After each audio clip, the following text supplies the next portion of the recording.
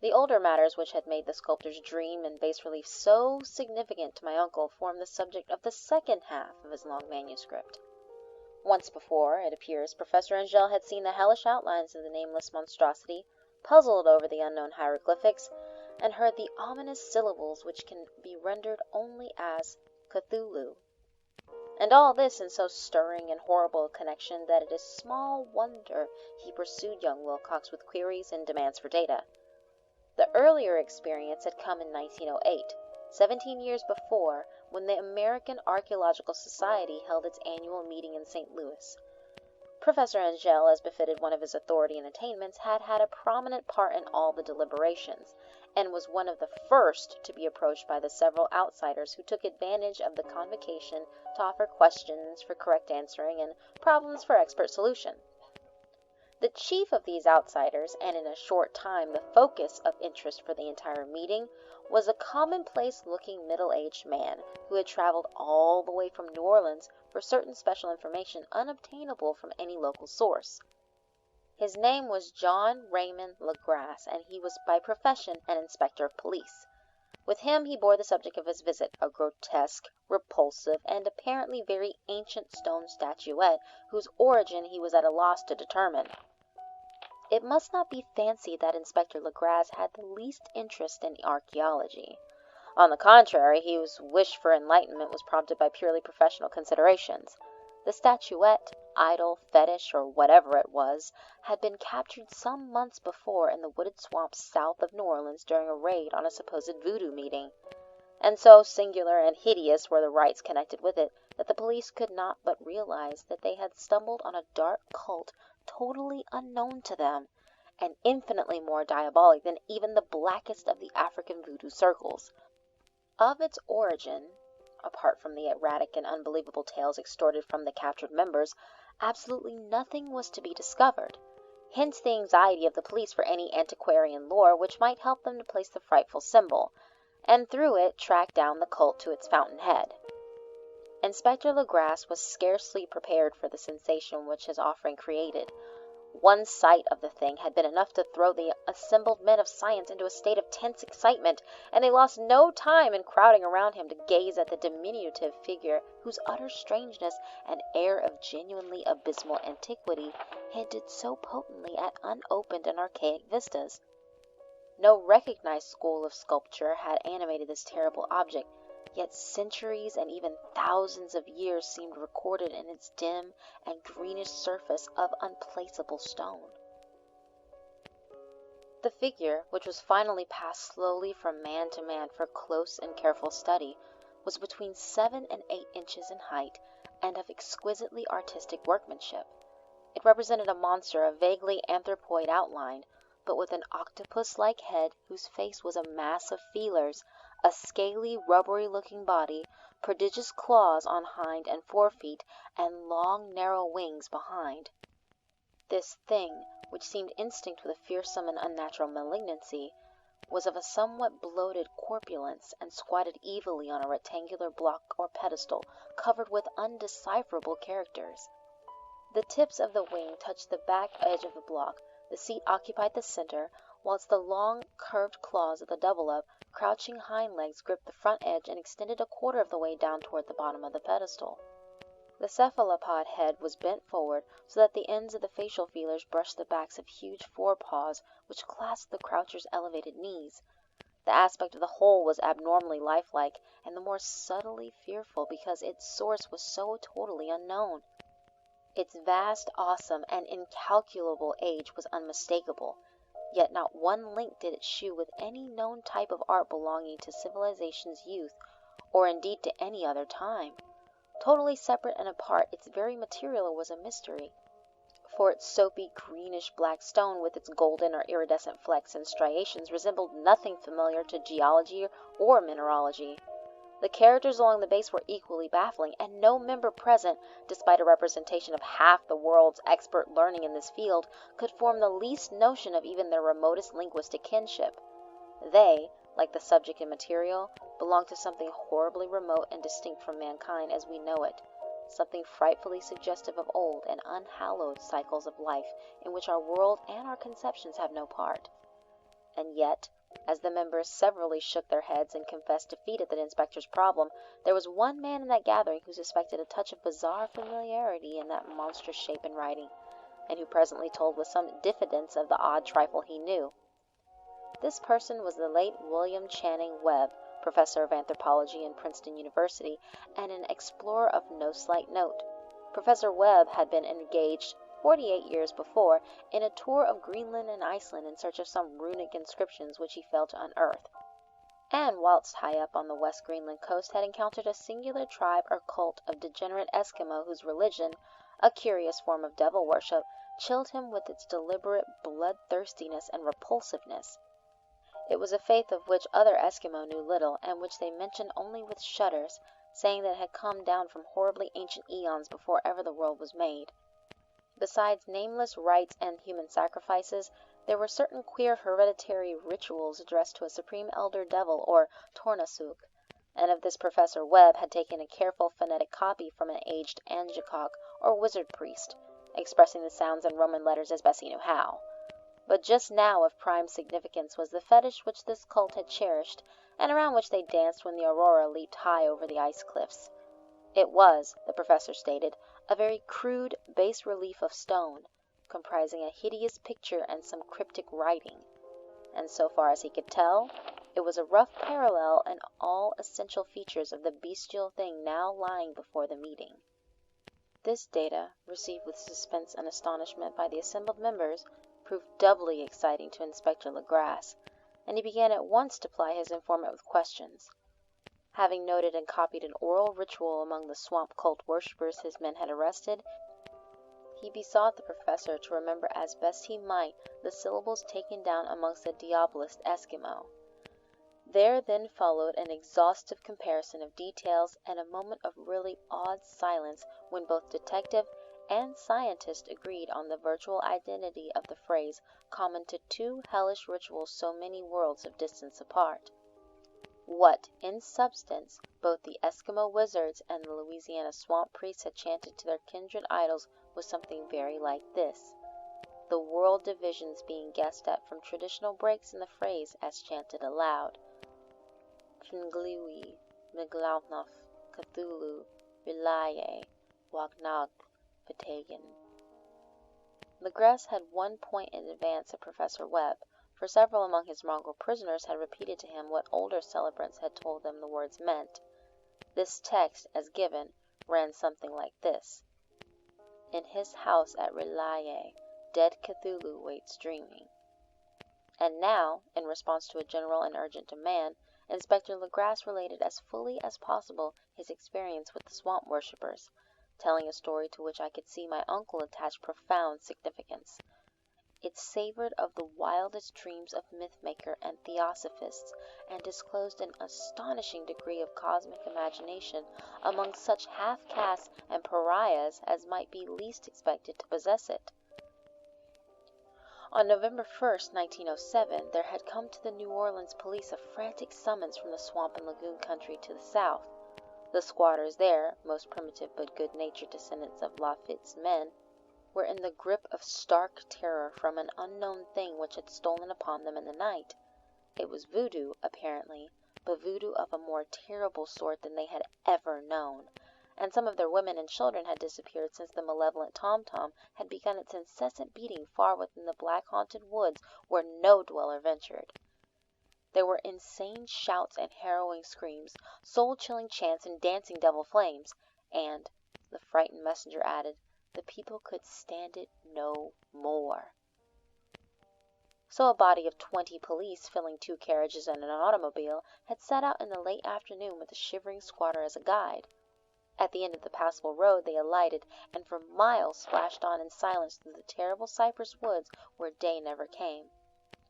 Ugly roots and malignant hanging nooses of Spanish moss beset them, and now and then a pile of dank stones or fragment of a rotting wall intensified by its hint of morbid habitation a depression which every malformed tree and every fungus islet combined to create. At length the squatter settlement, a miserable huddle of huts, hove in sight, and hysterical dwellers ran out to cluster around the group of bobbing lanterns. The muffled beat of tom-toms was now faintly audible far, far ahead, and a curdling shriek came at infrequent intervals when the wind shifted. A reddish glare, too, seemed to filter through the pale undergrowth beyond endless avenues of forest night. Reluctant even to be left alone again, each one of the cowed squatters refused point-blank to advance another inch forward to the scene of unholy worship. So Inspector Legrasse and his 19 colleagues plunged on, unguided, into black arcades of horror that none of them had ever trod before. The region now entered by the police was one of traditionally evil repute, substantially unknown and untraversed by white men. There were legends of a hidden lake unglimpsed by mortal sight, in which dwelt a huge, formless white polypus thing with luminous eyes, and squatters whispered that bat-winged devils flew up out of caverns in inner earth to worship it at midnight. They said it had been there before D'Iberville, before La Salle, before the Indians, and before even the wholesome beasts and birds of the woods. It was nightmare itself, and to see it was to die. But it made men dream, and so they knew enough to keep away. The present voodoo orgy was, indeed, on the merest fringe of this abhorred area, but that location was bad enough. Hence, perhaps, the very place of the worship had terrified the squatters more than the shocking sounds and incidents.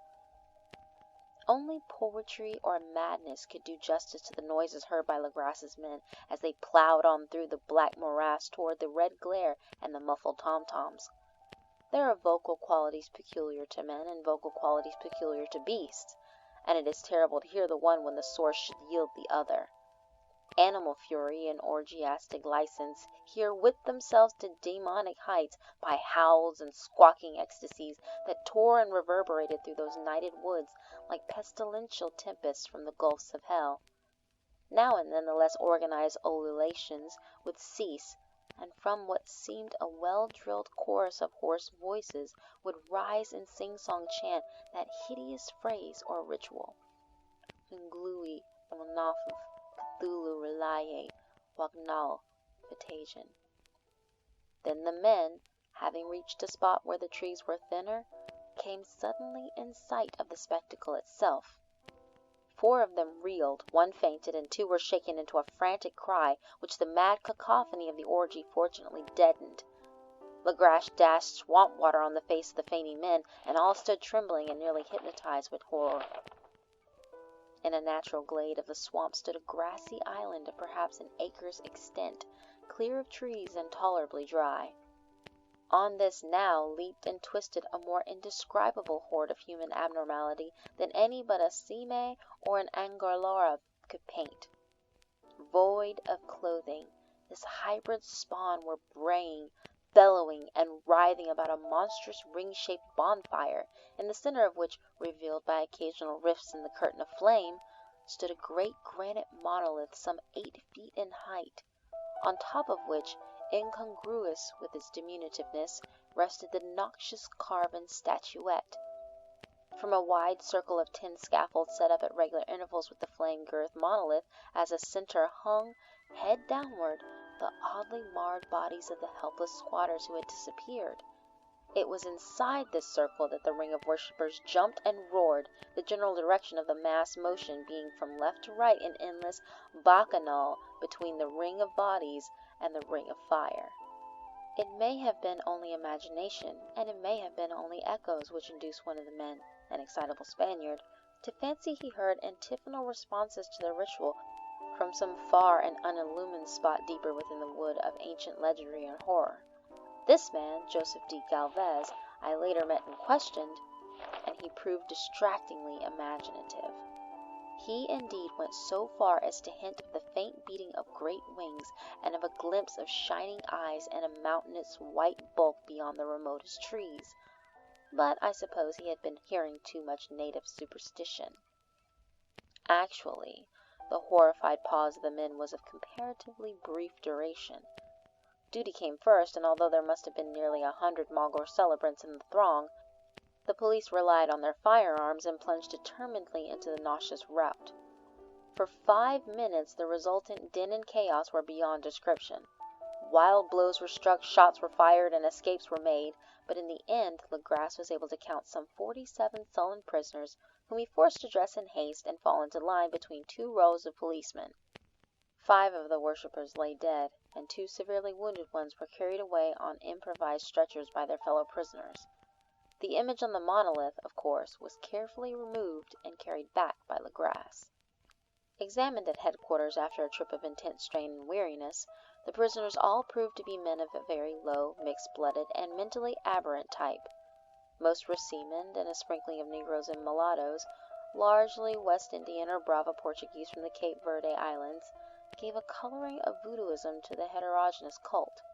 But before many questions were asked, it became manifest that something far deeper and older than Negro fetishism was involved.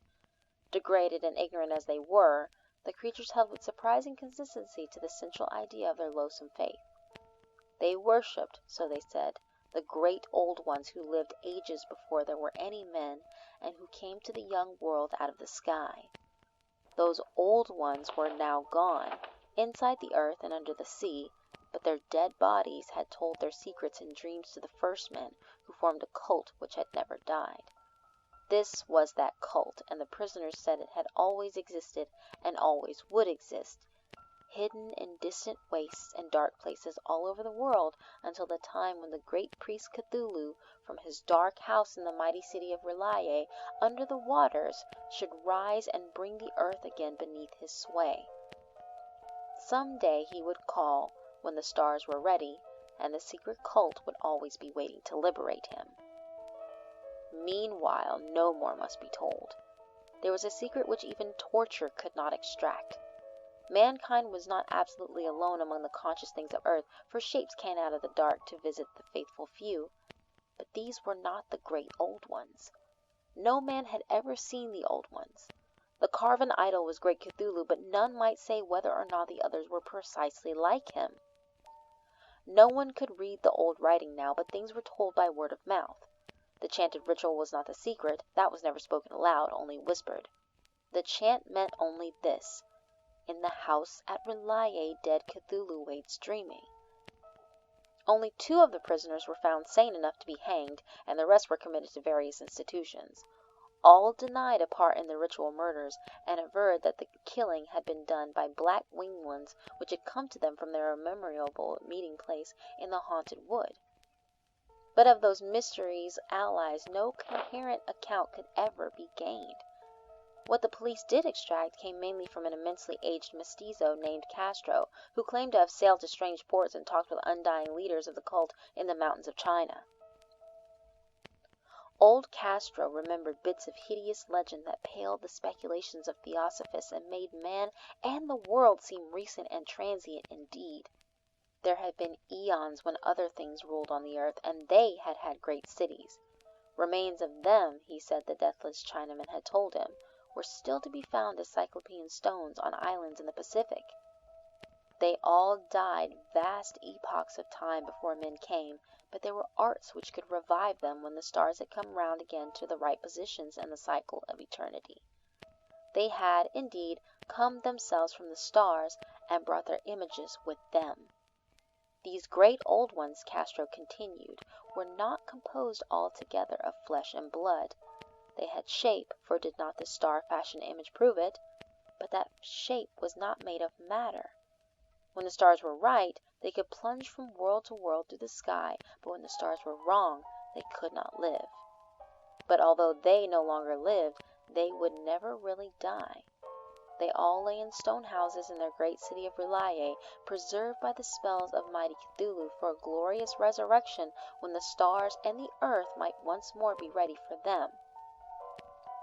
But at that time, some force from outside must serve to liberate their bodies. The spells that preserved them intact likewise prevented them from making an initial move, and they could only lie awake in the dark and think whilst uncounted millions of years rolled by. They knew all that was occurring in the universe, but their mode of speech was transmitted thought. Even now they talked in their tombs. When, after infinities of chaos, the men first came, the great old ones spoke to the sensitive among them by molding their dreams, for only thus could their language reach the fleshy minds of mammals. Then, whispered Castro, those first men formed the cult around small idols which the great ones shewed them, idols brought in dim eras from dark stars. That cult would never die till the stars came right again, and the secret priests would take great Cthulhu from his tomb to revive his subjects and resume his rule of earth. The time would be easy to know, for then mankind would have become as the great old ones, free and wild and beyond good and evil, with laws and morals thrown aside, and all men shouting and killing and reveling in joy. Then the liberated old ones would teach them new ways to shout and kill and revel and enjoy themselves, and all the earth would flame with a holocaust of ecstasy and freedom. Meanwhile the cult, by appropriate rites, must keep alive the memory of those ancient ways and shadow forth the prophecy of their return. In the elder time, chosen men had talked with the entombed old ones in dreams, but then something had happened. The great stone city Relaye, with its monoliths and sepulchres, had sunk beneath the waves, and the deep waters full of the one primal mystery through which not even thought can pass, had cut off the spectral intercourse. But memory never died, and high priests said that the city would rise again when the stars were right. Then came out of the earth the black spirits of earth, mouldy and shadowy and full of dim rumors, picked up in caverns beneath forgotten sea bottoms. But of them old Castro dared not speak much. He cut himself off hurriedly, and no amount of persuasion or subtlety could elicit more in this direction. The size of the old ones, too, he curiously declined to mention. Of the cult, he said that he thought the center lay amid the pathless deserts of Arabia, where Aram, the city of pillars, dreams hidden and untouched. It was not allied to the European witch cult, and was virtually unknown beyond its members. No book had ever really hinted of it, though the deathless Chinaman said that there were double meanings in the Necronomicon of the mad Arab Abdul al-Hazred, which the initiated might read as they chose, especially the much-discussed couplet, "That is not dead which can eternal lie, and with strange eons even death may die." Legrasse, deeply impressed and not a little bewildered, had inquired in vain concerning the historic affiliations of the cult. Castro, apparently, had told the truth when he said that it was wholly secret. The authorities at Tulane University could shed no light upon either cult or image, and now the detective had come to the highest authorities in the country and met with no more than the Greenland tale of Professor Webb. The feverish interest aroused at the meeting by Legrasse's tale, corroborated as it was by the statuette, is echoed in the subsequent correspondence of those who attended, although scant mention occurs in the formal publications of the Society. Caution is the first care of those accustomed to face occasional charlatanry and imposture. Legrasse for some time lent the image to Professor Webb, but at the latter's death it was returned to him and remains in his possession, where I viewed it not long ago. It is truly a terrible thing, and unmistakably akin to the dream sculpture of young Wilcox. That my uncle was excited by the tale of the sculptor I did not wonder, for what thoughts must arise upon hearing, after a knowledge of what Legrasse had learned of the cult, of a sensitive young man who had dreamed not only the figure and exact hieroglyphics of the swamp-found image and the Greenland devil tablet, but had come in his dreams upon at least 3 of the precise words of the formula uttered alike by Eskimo Diabolists and mongrel Louisianians? Professor Engel's instant start on an investigation of the utmost thoroughness was eminently natural, though privately I suspected young Wilcox of having heard of the cult in some indirect way, and of having invented a series of dreams to heighten and continue the mystery at my uncle's expense. The dream narratives and cuttings collected by the professor were, of course, strong corroboration. But the rationalism of my mind and the extravagance of the whole subject led me to adopt what I thought the most sensible conclusions. So, after thoroughly studying the manuscript again and correlating the theosophical and anthropological notes with the cult narrative of Legrasse, I made a trip to Providence to see the sculptor and gave him the rebuke I thought proper for so boldly imposing upon a learned and aged man. Wilcox still lived alone in the Fleur-de-Lis building in Thomas Street, a hideous Victorian imitation of 17th-century Breton architecture which flaunts its stuccoed front amidst the lovely colonial houses on the ancient hill, and under the very shadow of the finest Gregorian steeple in America. I found him at work in his rooms, and at once conceded from the specimens scattered about that his genius is indeed profound and authentic. He will, I believe, sometime be heard from as one of the great decadents, for he has crystallized in clay and will one day mirror in marble those nightmares and fantasies which Arthur Machen evokes in prose, and Clark Ashton Smith makes visible in verse and in painting. Dark, frail, and somewhat unkempt in aspect, he turned languidly at my knock and asked me my business without rising. When I told him who I was, he displayed some interest, for my uncle had excited his curiosity in probing his strange dreams, yet had never explained the reason for the study. I did not enlarge his knowledge in this regard, but sought with some subtlety to draw him out. In a short time I became convinced of his absolute sincerity, for he spoke of the dreams in a manner none could mistake. They and their subconscious residuum had influenced his art profoundly, and he shewed me a morbid statue whose contours almost made me shake with the potency of its black suggestion. He could not recall having seen the original of this thing except in his own dream bas-relief, but the outlines had formed themselves insensibly under his hands. It was, no doubt, the giant shape he had raved of in delirium. That he really knew nothing of the hidden cult save from what my uncle's relentless catechisms had let fall, he soon made clear, and again I strove to think of some way in which he could possibly have received the weird impressions.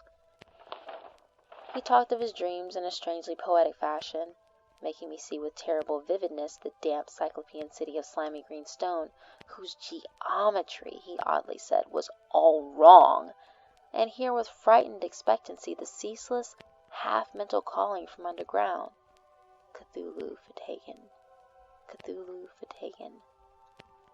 These words had formed part of that dread ritual which told of dead Cthulu's dream vigil in his stone vault at Relaye, and I felt deeply moved despite my rational beliefs. Wilcox, I was sure, had heard of the cult in some casual way, and had soon forgotten it amidst the mass of his equally weird reading and imagination. Later, by virtue of its sheer impressiveness, it had found subconscious expression in dreams, in the bas-relief, and in the terrible statue I now beheld, so that his imposture upon my uncle had been a very innocent one.